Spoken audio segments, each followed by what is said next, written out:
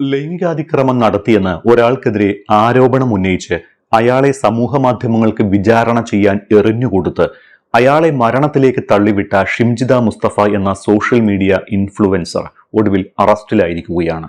മലയാളി സമൂഹത്തിന്റെ പൊതുബോധ്യത്തിന് മുന്നിൽ കുറ്റവാളിയായ ഷിംജിത മുസ്തഫയെ അറസ്റ്റ് ചെയ്തതും റിമാൻഡ് ചെയ്തതും നാടകീയമായിട്ടായിരുന്നു.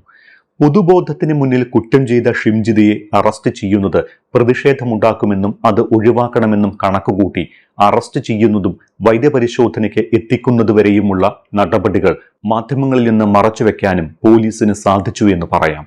സ്വകാര്യ കാറിൽ മഫ്തിയിലെത്തി നടത്തിയ അറസ്റ്റ് നടപടികൾ ഒരേ സമയം പോലീസിന് കയ്യടിയും വിമർശനവും സമ്മാനിക്കുന്നുണ്ട്. എന്നിരുന്നാലും കേസെടുക്കുകയും മുൻകൂർ ജാമ്യാപേക്ഷ പരിഗണിക്കുന്നതിന് മുൻപേ ഷിംജിതയെ അഴിക്കുള്ളിലാക്കാനും പോലീസിന് സാധിച്ചു എന്നത് എടുത്തു പറയേണ്ടത് തന്നെയാണ്. കേസെടുത്തതിന് പിന്നാലെ ഷിംജിത ഒളിവിൽ പോയിരുന്നു. ഷിംജിത കേരളം വിട്ടുവെന്നും ദുബായിലേക്ക് പോയി എന്നും ഒരു വേള ഊഹാപോഹങ്ങൾ പ്രചരിച്ചു. പിന്നീടത് മംഗളൂരുവായി. പക്ഷേ വടകരയിലെ ബന്ധുവീട്ടിൽ നിന്നാണ് ബുധനാഴ്ച ഉച്ചയ്ക്ക് ശേഷം ഷിംജിതയെ പോലീസ് അറസ്റ്റ് ചെയ്തത്. അറസ്റ്റ് ചെയ്യാനെത്തിയതടക്കം അതീവ രഹസ്യമായിട്ടായിരുന്നു. ഷിംജിതയെ അറസ്റ്റ് ചെയ്യുമ്പോൾ ഷിംജിതയ്ക്കെതിരെ പ്രതിഷേധമുണ്ടാകുമെന്ന കണക്കുകൂട്ടൽ പോലീസിനുണ്ടായിരുന്നു. അതുകൊണ്ട് തന്നെ അതീവ രഹസ്യമായിട്ടായിരുന്നു പോലീസ് എത്തിയത്. ഷിംജിത ദുബായിലേക്കും മംഗളൂരുവിലേക്കും കടന്നുവെന്നും രക്ഷപ്പെടാൻ പോലീസ് തന്നെ സഹായിക്കുകയാണ് എന്നും ആരോപണം ഉയർന്നപ്പോഴും ഷിംജിത വടകരയിലെ ബന്ധുവീട്ടിൽ തന്നെ ഉണ്ടായിരുന്നു.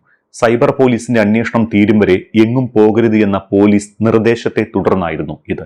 എന്നാൽ ഇതിനിടയിൽ ഷിംജിത മുൻകൂർ ജാമ്യത്തിനായി കോടതിയെ സമീപിച്ചതോടെ പോലീസ് അപകടം മണത്തു. പിന്നെ എല്ലാം വളരെ രഹസ്യമായിട്ടായിരുന്നു ഓപ്പറേഷൻ. ഔദ്യോഗിക വാഹനം ഒഴിവാക്കി പോലീസ് ഉദ്യോഗസ്ഥന്റെ കാറിലാണ് വനിതാ പോലീസ് അടക്കമുള്ള സംഘം വടകരയിലെത്തിയത്. 12 മണിയോടെ ഷിംജിതയെ കസ്റ്റഡിയിലെടുത്തു. വിശദീകരണം തേടാൻ എന്ന് പറഞ്ഞാണ് മഫ്തിയിലെത്തിയ പോലീസ് സംഘം ഷിംജിതയെ കസ്റ്റഡിയിലെടുത്തത്. തുടർന്ന് വൈദ്യപരിശോധനയ്ക്കായി കൊയിലാണ്ടി താലൂക്ക് ആശുപത്രിയിൽ എത്തിച്ചതും രോഗി എന്ന രീതിയിലായിരുന്നു. മാധ്യമങ്ങൾ വിവരം മണത്തറിഞ്ഞ് എത്തുമെന്ന് മനസ്സിലാക്കി പോലീസ് വീണ്ടും അടവ് മാറ്റി. കേസെടുത്ത മെഡിക്കൽ കോളേജ് സ്റ്റേഷനിൽ എത്തിക്കുന്നതിന് പകരം നേരെ കുന്നമംഗലം കോടതിയിലെത്തിച്ചു. ഇതിന് തൊട്ടുമുൻപ് സ്വകാര്യ കാറിൽ നിന്ന് പോലീസ് ജീപ്പിലേക്ക് പ്രതിയും പോലീസ് ഉദ്യോഗസ്ഥരും മാറിക്കയറിയിരുന്നു. കറുത്ത ബുർഖ ധരിച്ചാണ് ഷിംജിതയെ കോടതിയിൽ ഹാജരാക്കിയത്.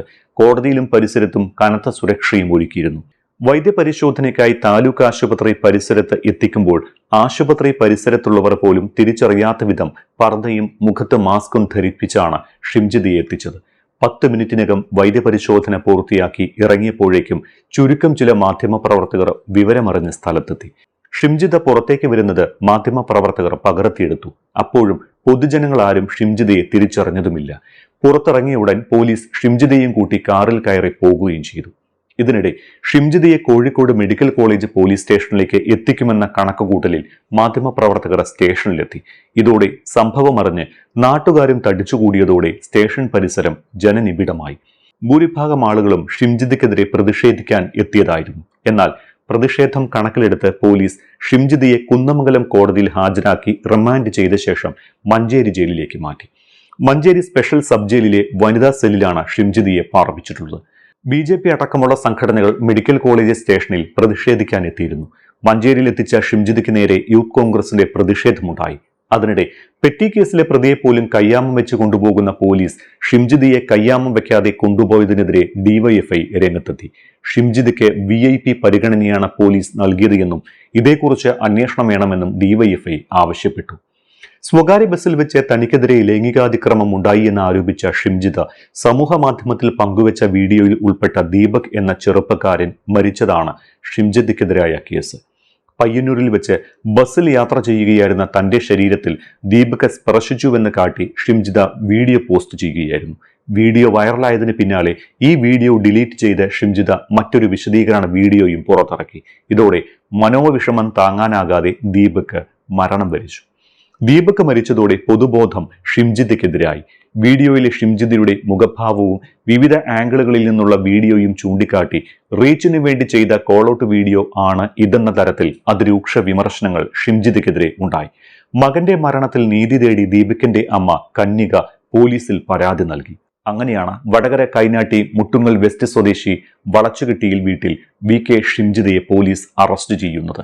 സ്വന്തം ലാഭത്തിനു വേണ്ടി ഒരു യുവാവിനെ സോഷ്യൽ മീഡിയയുടെ വിചാരണയ്ക്കും കുത്തിപ്പറിക്കലിനും ഇട്ടുകൊടുത്തുവെന്ന വിമർശനമാണ് ഷിംജിതയ്ക്കെതിരെ ഉയർന്നത്. ബസ്സിൽ തനിക്കെതിരെ ലൈംഗികാതിക്രമം നടന്നതായി ഷിംജിത പരാതി നൽകാത്തതും ഇക്കാര്യത്തിലെ ഷിംജിതയുടെ ഉദ്ദേശശുദ്ധിയെ സംശയത്തിലാക്കി.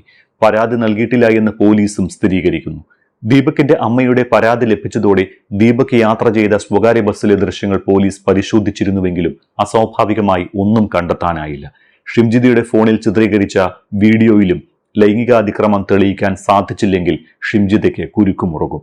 വീഡിയോ എഡിറ്റ് ചെയ്തതിനും സമൂഹമാധ്യമത്തിൽ പ്രചരിപ്പിച്ചതിനും ഷിംജിതയ്ക്ക് മറ്റൊരാളുടെ സഹായം ലഭിച്ചതായും പോലീസ് സംശയിക്കുന്നുണ്ട്.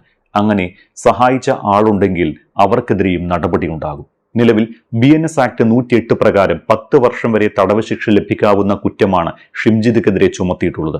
കേസിൽ IT ആക്ട് കൂടി ചേർക്കാനും സാധ്യതയുണ്ട്. ഷിംജിതയുടെ മൊബൈൽ ഫോൺ പോലീസ് നേരത്തെ കസ്റ്റഡിയിലെടുത്തിരുന്നു. വീഡിയോ ചിത്രീകരിച്ചത് ഈ ഫോണിൽ നിന്നാണ് എന്ന് സൈബർ പോലീസ് സ്ഥിരീകരിക്കുകയും ചെയ്തിട്ടുണ്ട്.